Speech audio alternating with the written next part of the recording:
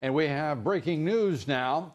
Freedom Caucus Chair Mark Meadows has uncovered two new texts that implicate the Obama White House and the initial steps of the Trump campaign investigation. Meadows asking Deputy Attorney General Rod Rosenstein why the October 2016 text between FBI Attorney Lisa Page and former FBI Deputy Director Andrew McCabe were not turned over to Congress as requested, and whether the texts are being intentionally withheld from lawmakers.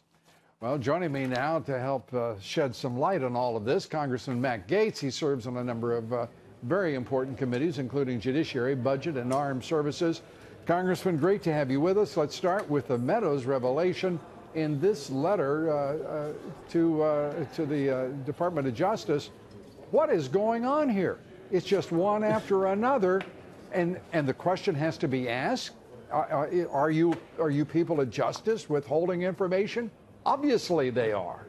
Yeah, Lou, that question is affirmatively answered, that the Justice Department has lacked sufficient production, and they've not been sufficiently forthcoming when it comes to messages. You'll recall that there were text messages between Peter Strzok and Lisa Page regarding Strzok's personal friendship with a FISA judge. Those were not national security sensitive, and yet they were redacted and not provided to Congress. Also, there was the famous text message, infamous I should say, where Strzok says, no, he won't, we'll stop him, regarding the Trump presidency. That was not originally produced by the Department of Justice. So this is now a pattern. The Department of Justice is not giving us the information that we're requesting in a timely fashion. When we do get a trickling of information, it's far too heavily redacted, and there have to be consequences as a result.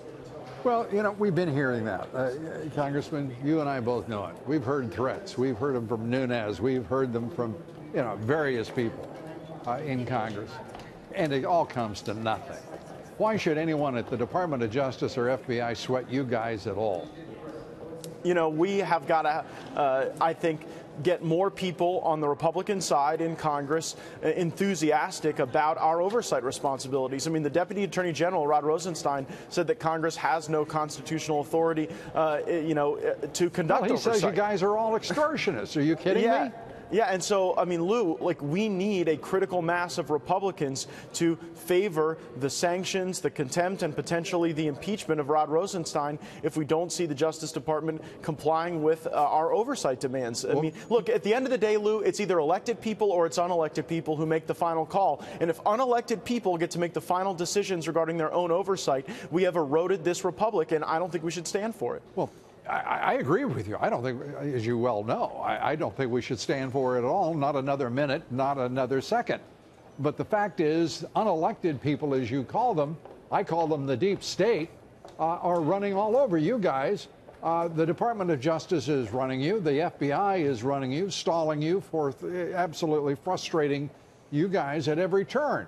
And by the way, they worked out a special counsel deal, a witch hunt.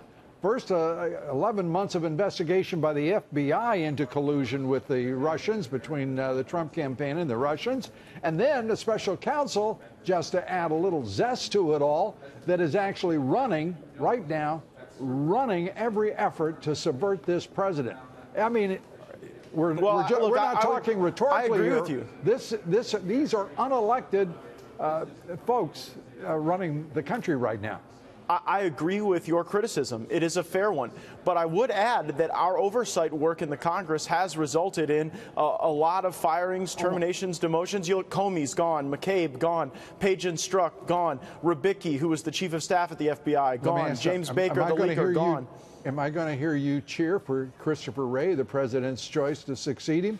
Because he looks every bit as recalcitrant and uncooperative as James Comey. He isn't quite as cute and precious in his testimony, but he's every bit as smug and smirking.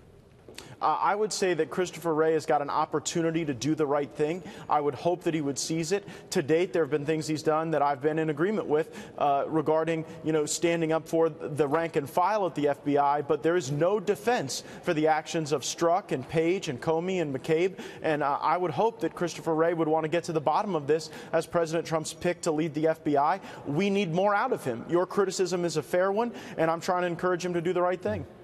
Well, good for you. And I want to turn, if we may, to all of the criticism that now is focused on the President of the United States. He apparently didn't meet the expectations of the Dems, the left-wing national media, rhinos, and conservatives. I'm trying to figure out how he'll ever be able to withstand such a calamity as not meeting the expectations of those fine Americans. Well, President Trump has a unique style, and sometimes the game you're watching is not always the game being played. You'll remember in North Korea, he was calling Kim Jong-un Little Rocket Man, while at the same time he was establishing a platform for diplomacy and negotiation, and now it's almost a year since we've had the last nuclear test in North Korea. And so here you may have witnessed the president being perhaps a little lighter than we would have expected on Putin publicly, but they were behind closed doors for a far longer period of time than they were in front of the cameras. The president and Putin both said that the president raised the issue of election meddling. It is my belief that the Russians did meddle in our elections and in elections all over the world. I also think that this country has an unfortunate past, as recently as the Obama administration, meddling in elections in Israel, in the Balkans, in coordination with George Soros groups. And so, I think we can all recognize that none of us are virgins here. The United States and Russia have both meddled in elections, and I think that neither should do that going forward. And we ought to hold both governments accountable whenever that occurs. Well, you know what I think? Everybody ought to be a grown-up, and also they should have triple-digit IQs. Anyone who thinks that the Obama administration wasn't meddling in it, by our count, about 7 elections, and that's directly with the One Voice group over the course of years, and diverting taxpayer money to fund an outcome that was decidedly not in the national interest, but in the interest of an Obama White House.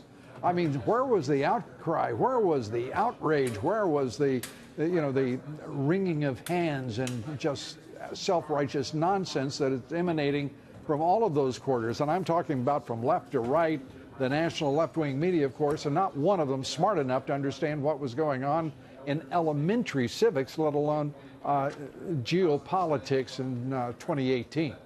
Well, and as is typical, Lou, the left has missed the big story here on non-proliferation of nuclear weapons. In Iran and in North Korea, Russia can be very helpful at bringing pressure to bear so that we don't see widespread proliferation of weapons of mass destruction, and the media doesn't want to talk about that at all. They just want to criticize the president instead of focusing on the anti-terrorism and the non-proliferation efforts that I think were very productive today.